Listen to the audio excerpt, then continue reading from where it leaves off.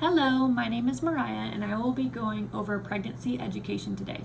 I'm in proper school uniform, my badge is visible, no nail polish, no jewelry, and my hair is pulled back and out of the way. I would start off by knock, knock, knock, entering the patient's room, closing the door behind me to ensure patient privacy, and introduce myself. Hi, my name is Mariah and I will be your nurse today. Can I please have your name and date of birth? I'm checking their armband for 2 patient identifiers. Great, thank you, Mrs. Smith. As I said, my name is Mariah and I will be doing some patient education with you today. I hear that you're pregnant. Congratulations. My job here today is to educate you on a healthy pregnancy. I'm going to give you as much education as I can. If you have any questions, please let me know, but I will be going again over a lot of information today.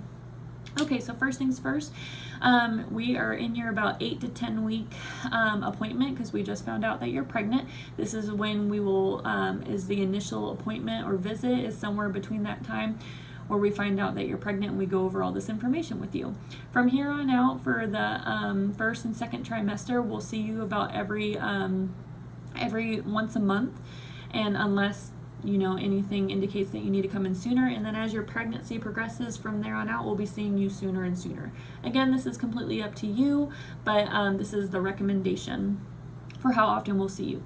At these appointments, we will be checking your vitals, doing some blood work, and even ultrasounds and other tests that you may wish. Some blood tests will include glucose testing for gestational diabetes, STDs, any sexually transmitted diseases.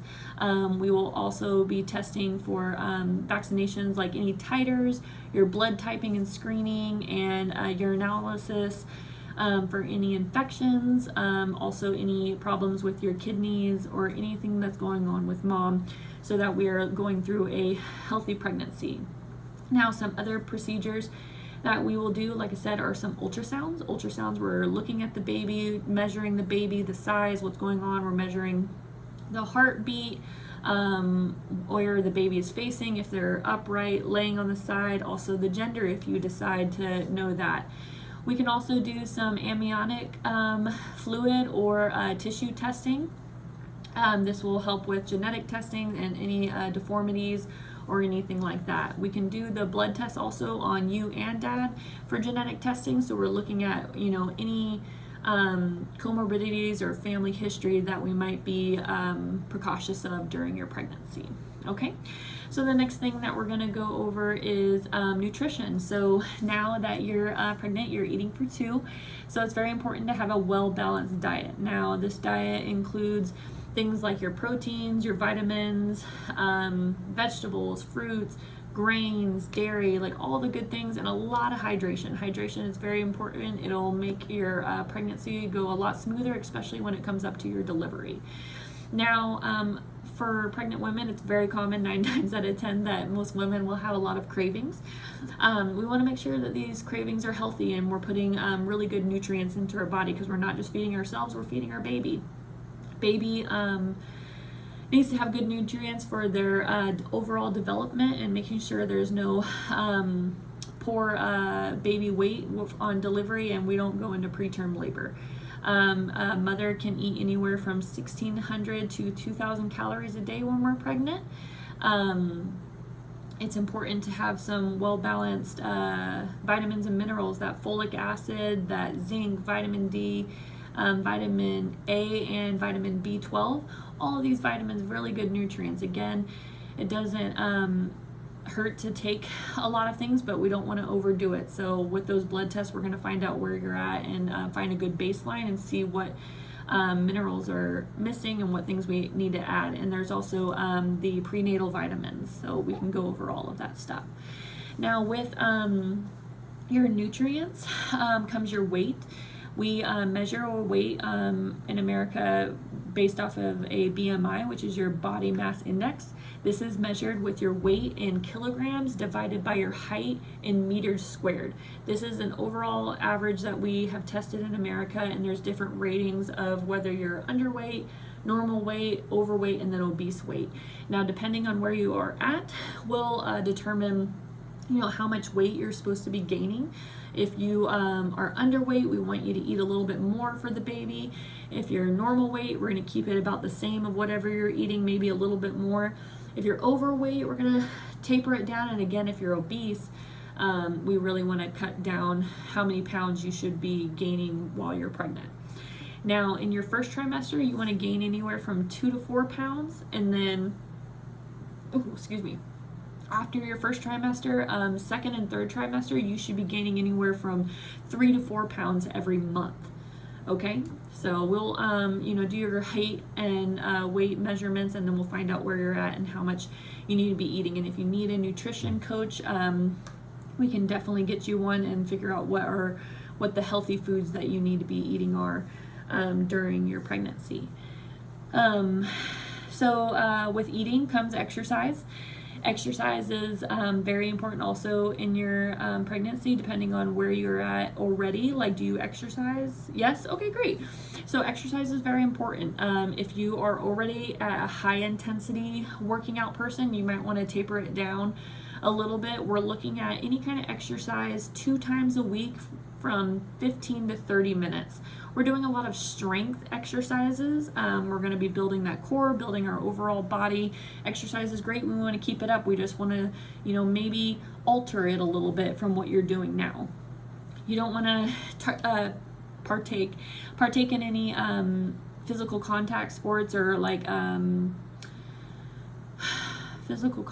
contact sports, like whether that's soccer, football, anything with a ball that could possibly hit your stomach during pregnancy, or if you fall, you definitely don't want to damage or hurt yourself during this. Anything that can be controlled, we want to do controlled exercises. Nothing hard pounding. So if you're running right now, we want to taper that down to a walk, or maybe doing some cycling where it's like less impact, bicycling, aerobics. All of these exercises are really good, building that core. If we're doing push-ups, we don't want to lay on the ground. We're going to be on our knees, or maybe an elevated push-up up against the wall or against the bed or something. We just don't want to be laying down. Also with exercise, it's very common in couples that we still want to have intimate moments, partaking in sex. Sex is okay, and sex is okay not to have if you and your partner choose. It's common in the first trimester. You're like, whoa, no, like I don't want to, but that's okay. Maybe later down the road, it is totally fine. During sex, you do not want to be laying on your back though, because this can cause a lot of pressure on vital organs and vessels that are delivering blood and nutrients to your baby. So nothing on the back, maybe on the side with a pillow in between your legs, more comfortable positions. Sex can also increase and help with inducing labor later down the road. With that though, sex can also do the opposite and can cause early term labor. You don't want to be too vigorous in your exercises. Same thing with regular exercise, nothing high intensity. If you're not already exercising, now is not the time to go start running a marathon and training for it. We want to be healthy about our pregnancy. So anything that you were doing prior to pregnancy, you can continue out with modifications. If you weren't doing it, we don't want to start it now. Okay, some common things that you're gonna experience during pregnancy is anything like morning sickness for that first trimester. Very, very common that a lot of women will get very sick in that first trimester. You can sleep, you can eat a small, easy brat diet, bread, rice, toast, applesauce. Very basic type of food. When you're throwing up, we don't want to be having too much acidicness. It will pass. It typically does. If it does continue into your second and third trimester, stay in contact with your doctor or myself, and we will get you some safe pregnancy medications to help you through that. Some other common things is you're going to feel a lot of back pain. The uterus is growing and it's going to be pushing on your back, so it's very common to have some back pain during your pregnancy. If it becomes uncomfortable or unbearable, then let us know. I've seen a lot of husband and wife send videos where the husband comes behind and holds up the belly. That's totally fine to relieve that back pressure, but just let them know to gently put down the stomach and not just drop it, because that can cause some harm to you and the baby and it'll hurt. but relieve that back pain. That's totally okay. Another very common thing with pregnancy is frequent urination. You're gonna have to use the bathroom a lot. There's a whole baby pushing on your bladder down there, so very common that you're gonna be urinating a lot, and also with that comes constipation. Your hormones are changing, so everything's changing. It's not moving the same. You might not be exercising as much. It's very common to be constipated during this time. Keep up that hydration, healthy vegetables and fruits and healthy grains, that fiber, to keep all of your gastrointestinal system running really well, okay? Some precautions to be concerned about, some warning signs. If you have any vaginal bleeding or discharge that is excessive, you might have a little bit in the beginning, but anything that is, if you're bleeding or having excessive discharge from your vagina, you need to get seen. This could be possible pre-labor, or it could be a miscarriage or something's going on with the baby, and we need to find out now. Another thing is with that is severe abdominal or lower pain into the back that's not going away. This could be anywhere from appendicitis, gastrointestinal problems, kidney stones. You could have a ovarian cyst that's ruptured, a lot of abdomen pain. We have to find out what's going on. Please let your doctor know, come into the emergency room and get seen. Lastly would be baby should be moving about 10 times or so. When you start feeling those butterflies, about every 2 hours you should feel like 10 movements. Baby should be moving. If baby stops moving or you're not feeling those lovely butterflies in your tummy, please get seen immediately. This could be anywhere from miscarriages to something we call a sleeping baby, which is not a very happy term to use, but miscarriages, any kind of issues that are going on with the pregnancy, you want to get seen immediately. Other than that, that's pretty much it. If you have any questions, we're here for you. We're going to be with you the whole way through your pregnancy. You can always message us on your My Health Online through the EHR and let us know. Other than that, yeah, do you have any questions for me? No? Okay, great. This concludes all of my education for now. There's a lot of education out there. I'll give you a couple pamphlets that we have here if I didn't cover anything.